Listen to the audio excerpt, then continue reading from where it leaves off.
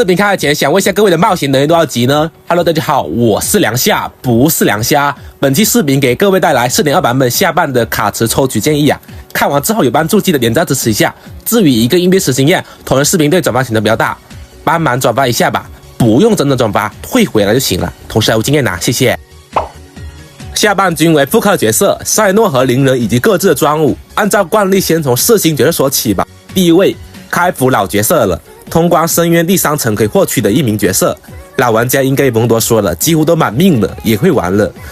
香菱的定位是一位后台脱手火系副 C 角色，也是目前唯一一个脱手的火系副 C 啦，含金量还是很高的，所以现在几乎的融化队、蒸发队都可以用到香菱。不过这个需要在解锁4命才好用啊，看似多了4秒，实则提高了充能效率、挂火能力、伤害、输出轴容错率，非常重要。而香菱6命锁面板直接大招吃不到了，所以4命就是完全体了。香菱的代表阵容是雷国、万达以及总干的配对了，其他还有很多，但是用的比较少吧。第2位九旗忍，这个更是重量级的呀，抛开总门因素不谈，就是最强的4星书角色了。90级阿忍种子加上中离有 3.35 万，按照我的阿忍来说啊，就算没有中离也有3万以上的伤害了。这个角色在80级的时候大概少了7000多伤害，所以各位这队伍的草神行秋没有90级也没关系，只要阿忍必须90级就可以了，没有90级差距还是很大的。如果你没有草神问题也不大，只要队伍有水草雷，阿忍对精通就能打出爆炸伤害。最近也是没有草神的阿忍打满深渊的，非常好用。这个角色属于对新玩家还是老玩家都是非常强的存在了。之所以强，还是很重要的一点就是说能对单能对群，玩总门几乎必练的。因为这个角色靠总流打伤害的嘛，命座提升非常小，0命就可以了。不过2命可以多几秒的一个时间，提高一点容错率倒还是不错的。第3位启凉凉，一开始叫这个名字感觉很别扭，现在可能说多了就正常了啊。很多玩家称为草猫猫，是一个可以挂草以及非常厚的护盾角色，4星的，战绩冷却还短，持续12秒。持续大于冷却时间可以无缝衔接了，适合短轴输出的角色啊，保护能力还是可以的，不过需要4万生命值以上才比较好，毒点很少的，突破加生命值，战绩启动不需要充能，不像某位角色他需要充能要求还挺高，而且突破还需要攻击力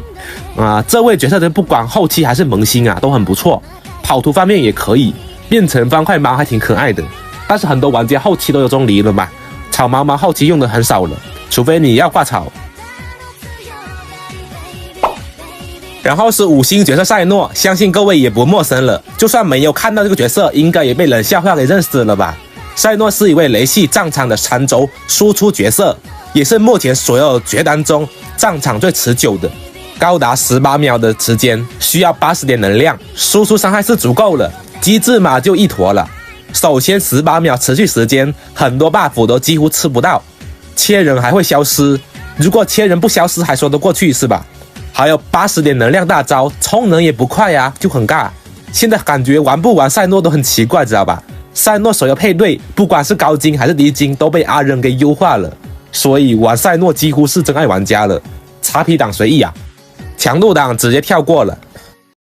接下来说说灵人的定位是一个速切短轴的水系输出角色，配合其他副 C 打出1+1等于2的输出角色了。因为持续6秒的时间，很多 buff 都能轻松吃满，遇到冰封族区也能尽快切人，容错率很高啊。大世界总体体验还不错，不过自身输出比较平庸，特别是纳维莱特这个角色出现之后啊，都说灵人被爆金币了。